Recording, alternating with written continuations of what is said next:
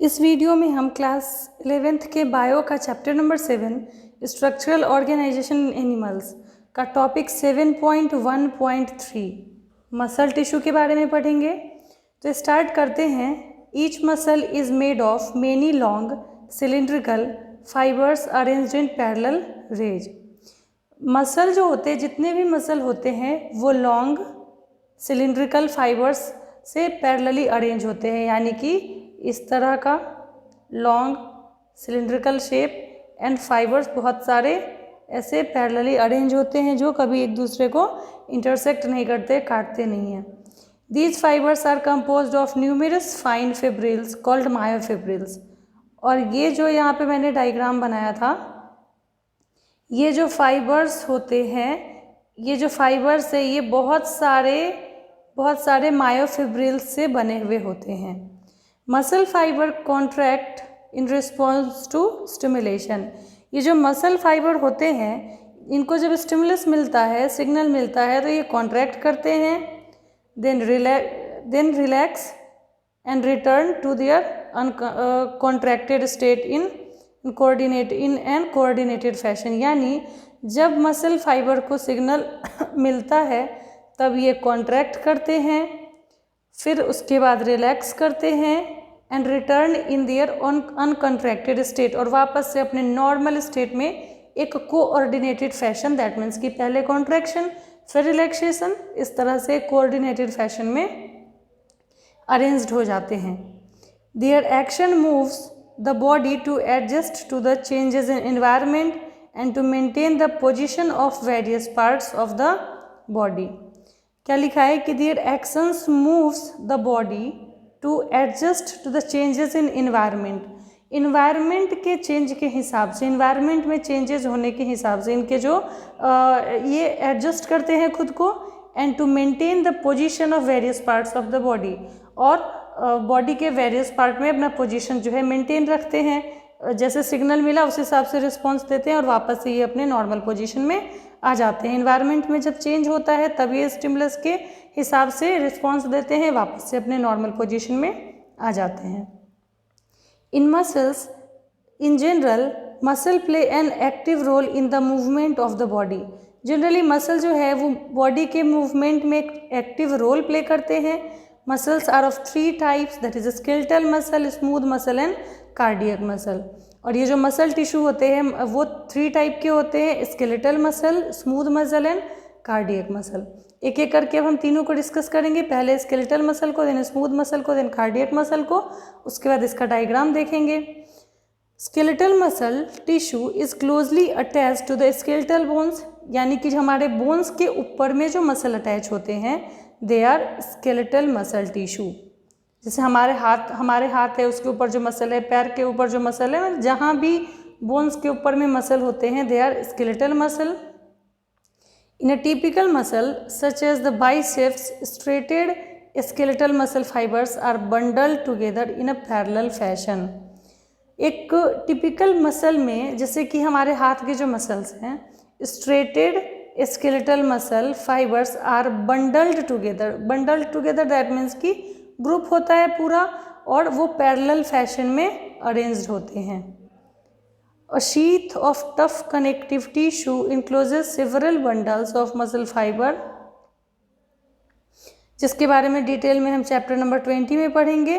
क्या लिखा है कि a sheath of tough connective tissue encloses several bundle of muscle fiber, यानी कि एक टफ कनेक्टिव टिश्यू का पूरा शीथ होता है, कवरिंग होता है, जो कि पूरे बंडल को कवर करके एनक्लोज करके रखता है, जिसके बारे में डिटेल में हम चैप्टर नंबर 20 में पढ़ेंगे। अब हम स्मूथ मसल के बारे में देखते हैं। Smooth muscle fibre tapper at both ends. Smooth muscle fibre जो है वो बोथ एंड पे टैपर होते हैं, फ्यूजीफॉर्म। अगर डायग्राम हम देखेंगे इसका, तो हमारा स्मूथ मसल फाइबर इस तरह से टैपर, इस तरह से कोन शेप का रहता है, इसको कि टैपर लिखा है, फ्यूज होके जो रहता है, एंड डू नॉट शो स्ट्रेशंस, और उनके में कोई स्ट्रेशन नहीं है। यहाँ पे देखो स्ट्रेशन दैट मीन्स आप उसको नॉर्मली पट्टी समझ सकते हो, जैसे इसमें देखो बीच बीच में है ना डॉटेड लाइन है, स्ट्रेशंस है, लेकिन इस स्मूथ मसल में बिल्कुल भी ऐसा नहीं है। तो इसीलिए स्केलेटल मसल के बारे में लिखा था, स्केलेटल मसल के बारे में लिखा होता है ये स्ट्रेटेड होते हैं।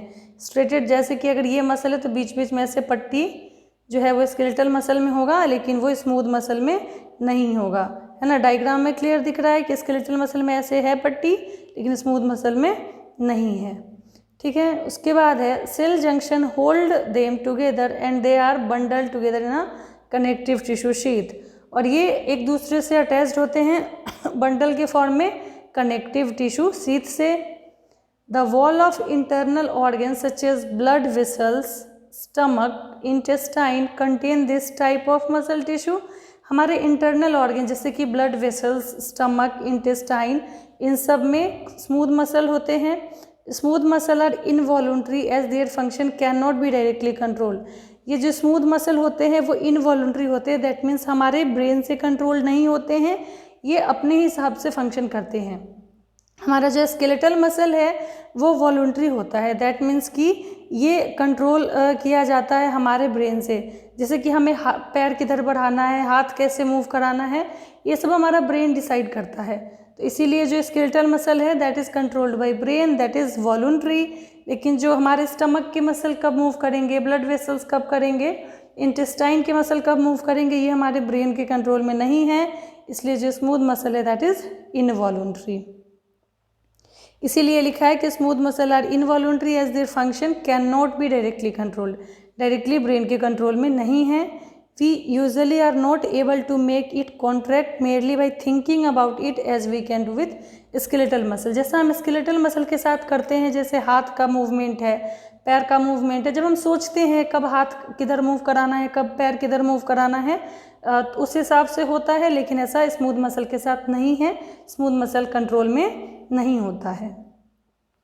नेक्स्ट मसल है cardiac muscle tissue, is a contractile tissue present only in heart. ये जो कार्डियक मसल टिश्यू है ये सिर्फ और सिर्फ हार्ट में प्रेजेंट होता है। Cell junction fuse the plasma membrane of cardiac muscle cells and make them stick together. ऐसा इसलिए लिखा है क्योंकि डायग्राम में देखो ये जो है एक दूसरे से फ्यूज होके प्लाज्मा मेम्ब्रेन से और अटैच्ड है, स्टिक है, इसीलिए वो लाइन लिखा हुआ है। Communication junction intercalated disc at the some fusion points allow the cell to contract as a unit. When one cell receives a signal to contract, its neighbor cells are also stimulated to contract. और क्योंकि ये सारे attached है तो अगर एक को signal मिलता है तो दूसरे सेल भी उस हिसाब से कॉन्ट्रैक्ट हो जाते हैं, बिकॉज सारे के सारे जो है वो अटैच्ड हैं। फिर से एक बार देखते हैं, जो स्केलेटल मसल है वो स्ट्रेटेड होता है, दैट मीन्स कि उसमें ऐसी पट्टी लगी होती है। स्केलेटल मसल में स्केलेटल मसल जो है सिलिंड्रिकल शेप का होता है, पैरेलली अरेंज होता है, वॉलंटरी होता है, दैट मीन्स कि नर्वस सिस्टम से कंट्रोल होता है जो स्मूथ मसल है। और स्केलेटल मसल जो है वो हमारे बोन्स के ऊपर में प्रेजेंट होता है हाथ और पैर के ऊपर। अगर स्मूथ मसल की बात करेंगे तो स्मूथ मसल जो इसके टैपरिंग फ्यूजीफॉर्म एंड्स होते हैं, ये स्ट्रेटेड नहीं होता है, मतलब इस पर पट्टी नहीं होती है, प्रेजेंट होता है ब्लड वेसल्स में, स्टमक की वॉल और इंटेस्टाइन में। ये इनवॉलंटरी होता है, दैट मीन्स कि ब्रेन से कंट्रोल नहीं होता है। कार्डियक मसल जो है वो सिर्फ और सिर्फ प्रेजेंट होता है हार्ट मसल के अंदर। और जैसे एक सेल को सिग्नल मिलेगा, क्योंकि सारे कनेक्टेड होते हैं, तो ये दूसरे सेल को भी ईजिली सिग्नल मिल जाएगा। जो कार्डियक मसल है ये भी इनवॉलंटरी होता है, दैट मीन्स कि ब्रेन के कंट्रोल में नहीं होता है। ऐसा नहीं होता कि जब हम सोचते हैं तभी हार्ट बीट होगा, और नहीं, वो अपने हिसाब से होता है। इसका एक बार डायग्राम देख लेते हैं। ये है हमारा स्केलेटल मसल का डायग्राम, देखो सिलिंड्रिकल है, पैरेलली अरेंज्ड है, और यहाँ पे स्ट्रेटेड है। ये यहाँ पे देखो स्मूथ मसल है, स्मूथ मसल जो है इसका टैपरिंग एंड है, फ्यूज है, दोनों एंड इस तरह से। अगर हम कार्डियक की और इसमें स्ट्रेटेड पट्टी नहीं है, ये जो है वो वॉलंटरी है, ये इनवॉलंटरी है, ये भी इनवॉलंटरी है। इसमें ये अटैच्ड हैं ब्रांच के थ्रू, और एक को अगर सिग्नल मिलेगा तो दूसरे को ईजिली मिल जाएगा। तो ये हमारा तीनों मसल हुआ, skeletal muscle, smooth muscle and cardiac muscle. Next video में हम न्यूरल टिश्यू के बारे में डिस्कस करेंगे। तो वीडियो अगर अच्छा लगा तो इसको लाइक करिए। और मेरा एक और चैनल है बायोलॉजी क्लासेस बाय रश्मि रूपम, उस पर भी आप बायो के videos class 9th 10th 11th और 12th के NCERT बुक से बायो के वीडियोज़ के लिए उसको आप सब्सक्राइब कर सकते हैं। तो उसको शेयर करिए, सब्सक्राइब करिए।